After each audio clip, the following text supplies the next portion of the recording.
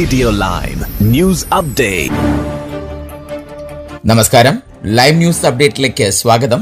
വാർത്തകളുമായി അരുൺ. ഗോൾട്ടൺ ആൻഡ് ഡെന്റൺ ഉപതെരഞ്ഞെടുപ്പിൽ ഗ്രീൻ പാർട്ടിയുടെ ഹന്ന സ്പെൻസർ 14,980 വോട്ടുകൾ നേടി വിജയിച്ചു. അവർ റിഫോം യുകെയിലെ മാറ്റ് ഗുഡ്വിനെ 10,578 വോട്ടുകൾക്കും ലേബർ സ്ഥാനാർത്ഥി ആഞ്ചലിക്കി സ്റ്റോഗിയയെ 9,364 വോട്ടുകൾക്കും പരാജയപ്പെടുത്തി. ജനുവരിയിൽ മുൻ ലേബർ MP ആൻഡ്രൂ ഗിൻ അനാരോഗ്യം മൂലം രാജിവെച്ചതിനെ തുടർന്നാണ് വോട്ടെടുപ്പ് ഇപ്പോൾ നടത്തിയത്. വളരെ കാലമായി ഈ മണ്ഡലം സുരക്ഷിതമായ ലേബർ സീറ്റായി കണക്കാക്കപ്പെട്ടിരുന്നു.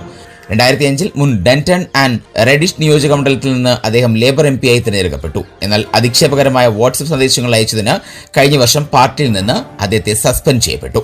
ഇതിനെ തുടർന്നാണ് ഈ സ്ഥാനത്തേക്കുള്ള ഉപതിരഞ്ഞെടുപ്പ് ഇപ്പോൾ നടന്നത്.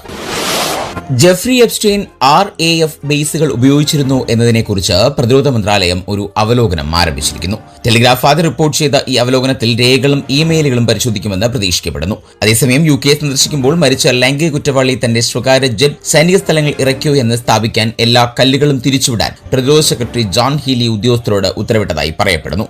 ഈ അഴിമതിയിലേക്ക് വെളിച്ചം വീശുന്ന ഏതൊരു വിവരവും നിഷ്കരണം പിന്തുടരുമെന്ന് പ്രതിരോധ മന്ത്രാലയത്തിന്റെ ഒരു വൃത്തം പറഞ്ഞു.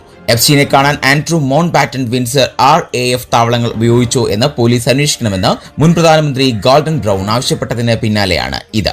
എപ്സ്റ്റീനുമായി ബന്ധപ്പെട്ട US പ്രസിദ്ധീകരിച്ച രേഖകളിൽ നിന്നുള്ള പുതിയതും അധികവുമായ വിവരങ്ങൾ ഉൾപ്പെടുത്തി met, Sussex, Thames Valley police എന്നിവയുൾപ്പെടെ നിരവധി UK പോലീസ് സേനകൾക്ക് 5 പേജുള്ള ഒരു രേഖ സമർപ്പിച്ചതായി ബ്രൗൺ പറഞ്ഞു. 2000 ഡിസംബറിൽ നോർഫോക്കിലെ RAF മഹാം വ്യോമതാവളത്തിൽ ഇറങ്ങിയ ഗൾഫ് സ്ട്രീം ജെറ്റിൽ എപ്സ്റ്റെയിൻ സഞ്ചരിച്ച വിമാനത്തെക്കുറിച്ച് മുൻ പ്രധാനമന്ത്രി ആശങ്കാകുലനാണെന്ന് കഴിഞ്ഞ ഞായറാഴ്ച മാധ്യമങ്ങൾ റിപ്പോർട്ട് ചെയ്തിരുന്നു.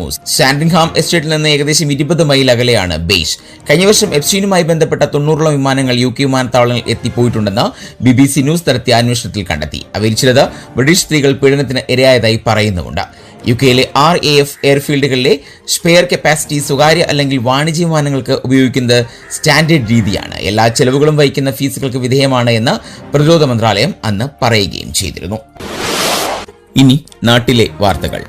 ഹൈക്കോടതി ഉത്തരവിനെ വെല്ലുവിളിച്ച് കേരള സ്റ്റോറി 2 നിർമ്മാതാക്കൾ ബംഗാളിൽ സിനിമയുടെ ടിക്കറ്റ് ബുക്കിംഗ് ആരംഭിച്ചു. സിനിമയുടെ റിലീസ് കോടതി തടഞ്ഞ സാഹചര്യത്തിലാണ് സിനിമയുടെ ടിക്കറ്റ് ബുക്കിംഗ് ആരംഭിച്ചിരിക്കുന്നത്. ബുക്ക് മൈ ഷോ വഴിയാണ് ടിക്കറ്റ് ബുക്കിംഗ് നടക്കുന്നത്. അതേസമയം കേരള സ്റ്റോറി 2 നിർമ്മാതാക്കൾക്കെതിരെ കോടതി അലക്ഷ്യ ഹർജി നൽകണമെന്ന് ഹൈക്കോടതി പറഞ്ഞു. ഹർജിക്കാർക്ക് സിംഗിൾ ബെഞ്ചാണ് അനുമതി നൽകിയിരിക്കുന്നത്. സിനിമയുടെ റിലീസിൽ സ്റ്റേ നിലനിൽക്കെ ടിക്കറ്റ് ബുക്കിംഗ് ആരംഭിച്ചതിനാലാണ് ഹർജി നൽകിയിരിക്കുന്നത്. മുംബൈയിലും ബംഗാളിലും ഓൺലൈനിൽ ടിക്കറ്റ് വിറ്റഴിച്ചുവെന്ന് ഹർജിക്കാർ കോടതിയിൽ അറിയിച്ചിരിക്കുന്നു. സംസ്ഥാനത്ത് കഴിഞ്ഞ ദിവസങ്ങളിൽ ഏറ്റവും ഉയർന്ന അൾട്രാവയലറ്റ് സൂചിക രേഖപ്പെടുത്തിയത് 2 ഇടങ്ങളിലായിരുന്നു.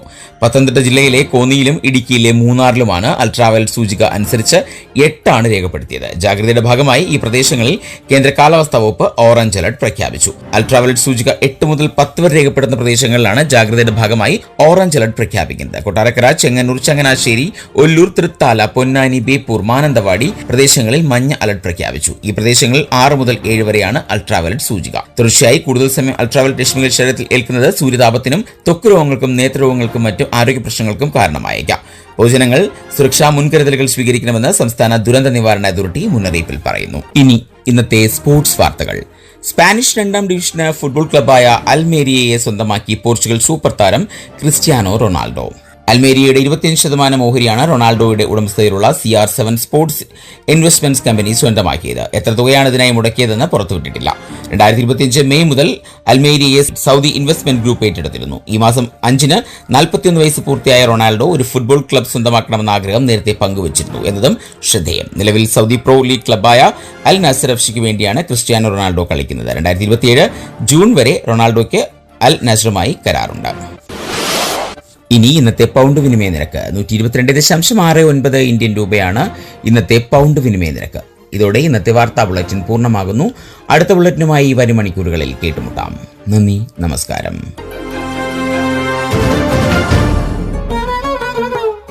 കൂടുതൽ വാർത്തകൾക്കും വിശേഷങ്ങൾക്കുമായി റേഡിയോ ലൈം ആപ്പ് ഡൗൺലോഡ് ചെയ്യൂ.